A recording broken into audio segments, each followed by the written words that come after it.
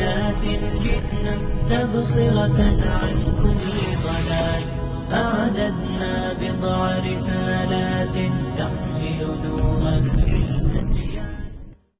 tilmaamaad jira haddaad isku aragtid aad khatar ku sugan tahay qafladii waa soo socotaay is ilaali. maxaa ka mid a qaflada calaamaadka lagu yaqaano waxaa ka mid ah atakaasul can itaacaat. haddaad aragto qofkoo ka caaja haddaad naftaada aragto iyadoo markaa cibaadada iyo daacada lasoo qaadana ay caajis iyo wahsi iyo hamaansi bilaabayso, marka sheekada iyo hadaltirada iyo tururugta la wadana aad nashiid iyo qof firfircoonoo soo jeedo aaraa badan oo hadal fiican oo warramaya aad noqoto, ogsanow xanuunku bilowgu kugu yihi. waa wax ka mid ah acraadii. sidaa awgeed nabigu calayhi salaatu wasalaam axaadiistiisu waxay tilmaamayaan wax arrintan u eg.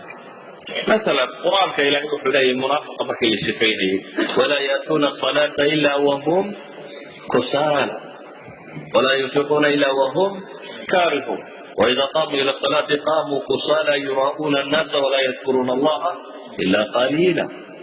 إلهي وحط المامة سبحانه وتعالى الصفة منافق لماذا قلبي يدفتح قرن ما يساذوه قفكم منافق بما مؤمن بوحى قلبي يسكجره، لكن منافق لماذا مركي قلبي يدفته أعراض السنة مسكة ومرة كم مغارسة في قياس سال رئيس كرواء حقا فوسي جنجيرا وحويا بين هيني لا يأتون الصلاة إلا وهم كسال. صلاة ما يمدني وعاجسة وكل التهيم يعني هلكي النبي محمد عليه الصلاة والسلام صلاة أيوة هيد مركة يبدو قفصة ماشي ومعين صدقة أركنا بها يا بلال ولها استعينوا بالصبر والصلاة إلهي القرآن كذوت المامي. إذن هذا تركته adigoo jumca iyo jamaacaadka jarjaraya waa mushkilad, waa calaamo ka mid a calaamaadkaas. saa daraaddeed buu nabigu wuxuu leeyahy calayhi salaatu wasalaam xadiidka muslim ku yaala duul ka tageen oo ka tageen yacni jimca ka tegistooda joojiyeen amase ilaahi subxaanahu wa tacaala la yakhtimanna allahu calaa quluubihim, ilaahay baa qalbigooda qababi doona kadibna waxay ka mid noqon doonaan buu nabigu yihi kuwa qaafiliinta ah. haddaad jimcaha ay ku dhaaftaa fa aad u jarto waxaad ku biiraysaa ahlu khafla. haddaad aragto duul salaadii jimco oo la aqimay amase la aadimayo dukaanka weli sii iiliibinayo wada, ogsoonow khafladii baa ku haleeshay. calaamaadka khaflada lagu garto waxaa ka mid ah ay culammadu yidhahdeen istihaana bilmacaasi. qofkoo agtiisa ay ku fududaato macsidu adhowaad iska toobadkeenaa macankane iska samey, tan gabadhan iska salaan, tan lasi hadal, waxaan samee, halkan ka bax, waxoogaaga ribada iminka doorka kan ka dambaad ka toobadkeenaya iska wad. hal ma jiraan dunuubtii waaweynayd iyo macaasidiiyo qofka la fududaada bini aadamkana ilahay wuxuu ballan qaaday in la itixaami doono.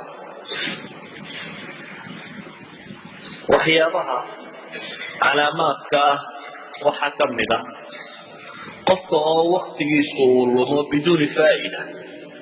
raasamaalka ugu weyne qofka bini aadamkii haystaa waa waktiga, waayo cimriga la sheegaya waa imisa 60 baan jiray, 50 baan jiray, 70 baan jiray, waxaad sheegaysaa waa saacadaha kan. jaaliska aad nolosha ku haysataa waa saacadaha kan, waa raasamaalka xaqiiqiga, waa raasamaal saacad waliba markay tagto waxa kaloo dhan waa la soo celin karaa, isaga lama soo celiyo. saacaddii ku dhaaftay intaad ma soo laabayso. wixii ugu weynaayo qofka bini aadamku haystay saxaabada waxaa la yidhahdaa waxay caan ku ahaayeen waktigooday kaga shaxiixsanaayeen dirhamka iyo diinaar. inagu yacni lacagtaynu bukhala ku nahay waktiga, laakiin waad ogosha inaad iska sheekayso boodboodo waxa kan iska wado ama wax soo bix haddii lagu yidhahda dad gacanta waxa jiraysa. iyagu xooluhu qiimaha weyn bay sameeyeen waktiga. axadu saalixiin baa waxaa la yidhi nin baa wuxuu yidhi waxoogaa baa rabaa inaa kula sheekaystee sheekha iyo rasul wuxuu ku yidhi ordo cadceedda jooji.